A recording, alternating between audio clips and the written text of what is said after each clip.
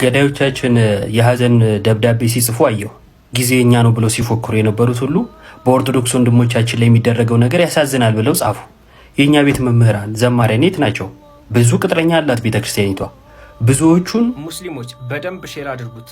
እነሱ ሰብአዊነት ስለተሰማቸው ዲናቸው ስላዘዛቸው የንጹሃን ሞት ይብቃ በማለታቸው ብቻ ምን እየተባሉ እንደሆነ ተመልከቱ።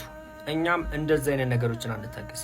ምክንያቱም እኛ በጣም የምንወዳቸው የምናከብራቸው የምንሳሳላቸው ውስታዞቻችን ናቸው። በቅርብ ጊዜያት ብቻ በኢትዮጵያ ውስጥ በርካታ ቦታዎች ላይ በሙስሊሞች ላይ የተደረገውን ነገር ሁላችሁም ጠንቅቃችሁ ታውቃላችሁ። እንዲያውም ሙስሊሙ ሲበደል ድምፅ ለመሆን ዜና የሰሩ ወንድሞችን እንኳን እየተሯሯጣችሁ ቪዲዮዎቻችሁን ስታስጠፏቸው ነበር። የሚበጀው በጋራ መፍትሄ መፈለግ ነው። ችግር ሲፈጠር አንድ መሆን ነው።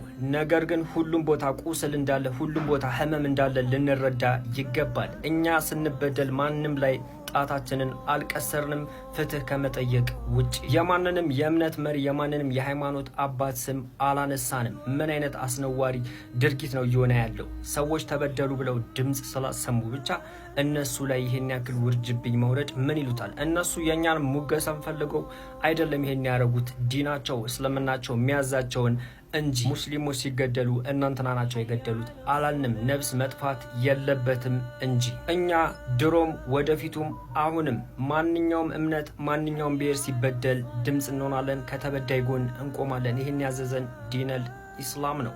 ታዲያ ኡስታዞች ድምፅ ስለመሆኑ ንጹሃኖች መገደል የለባቸውም አስቸኳይ እርምጃ ይወሰድልን ስላሉ ብቻ እነሱ ላይ እጅግ ልንቀበለው የማንችለውን ታፔላ መለጠፍ ይቁም። እንደዚህ አይነት ነገሮች ለማንም አይበጁም። አሁንም ቢሆን በየትኛውም ስፍራ ለሚገደሉ ንጹሃን ሁሉ ፍትህ እንጠይቃለን። በደንብ ሼር ይደረግ።